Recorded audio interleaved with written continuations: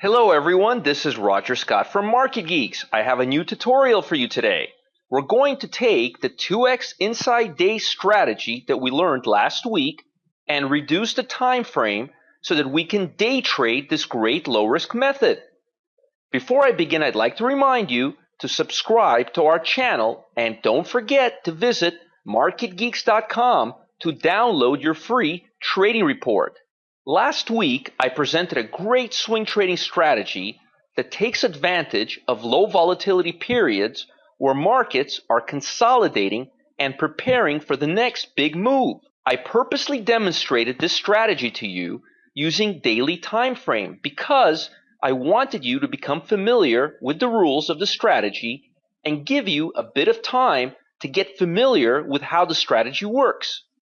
If you'd like to review the 2x inside day strategy using daily charts prior to learning how to apply the method to intraday charts, you can do that by watching the video on our website or video channel. Since we're day trading the 2x inside day strategy, we have to make some minor adjustments. If you recall, I looked for market to make a 50-day price low or high in the original strategy. I find that with the daily charts, the 2x strategy works well using reversals, but with day trading, it tends to work best with short-term retracements. So what I do is find a setup that occurs after the market made a 10-day low against the current trend. This way, I catch the market after a short pause and immediately before the market resumes the strong trend. You can see in this particular example how the stock is trending strongly before it makes a 10-day low, and the pattern sets up immediately thereafter. You want to see a wide bar and two inside days following the bar. Once you isolate the setup, you can place your entry order for next day's opening bell. The best way to trade the 2x inside day is to place a buy stop 5 cents above the high price that was achieved on the third day. And once you're filled, you need to place a sell stop about 15 cents below the third day low price. These examples are to the long side, but the strategy works just as well to the downside. Make sure you don't confuse sell stops with buy stops. This will cause you losses on top of missing out on the trade. The exit point would be a MOC or market on close order that you would place after your fill. Many traders try to predict intraday market peaks, and I'm one of them. However, testing dozens of different exit strategies, I found this method to work best with liquidating near the closing.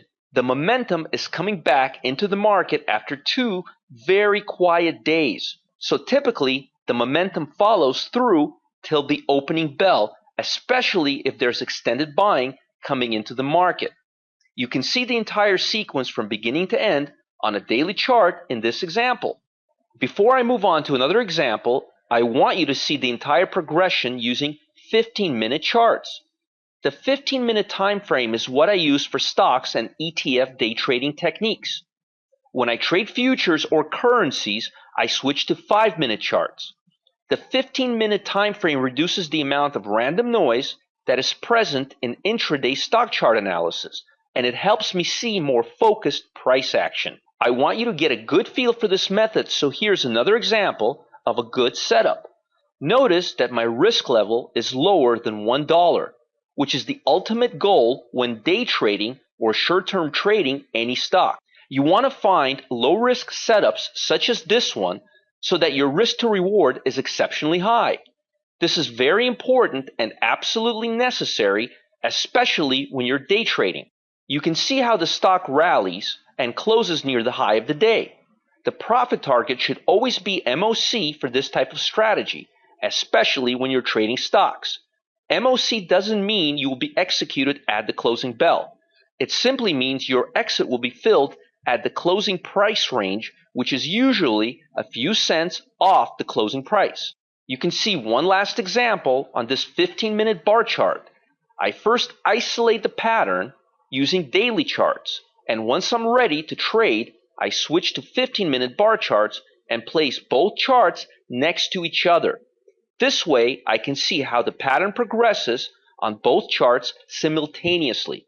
For day trading purposes, I don't bother with the weekly charts, but if the trade involves holding positions overnight, I will start the analysis with weekly charts and work down from there.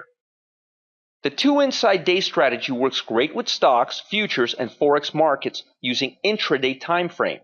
Don't forget to modify your settings because the setup uses 10-day against the trend prior to the cone-shaped triangle develops, while the regular swing trading pattern relies on 50-day high and low prices. If you're not clear on the difference, you can visit MarketGeeks and watch the previous week's video to review the original pattern. Keep in mind that I use 15-minute bar charts for stocks and ETFs and 5-minute bar charts for E-mini futures, commodities, and forex contracts. Also, one last thing, if you're not filled within the first hour of the trading day when you're day trading, do not take the trade. I repeat once again, this trade is only valid for the first hour of the day. Otherwise, if you're filled late in the day, you will not give your stock or futures contract enough time to work and develop sufficient profit to make the trade worthwhile. Thanks for joining us for another short video tutorial. Please subscribe to our channel for trading videos and trading tips. And don't forget to visit MarketGeeks.com to download your free trading report and learn all about the tail strategy. This is Roger Scott wishing you the best in your trading.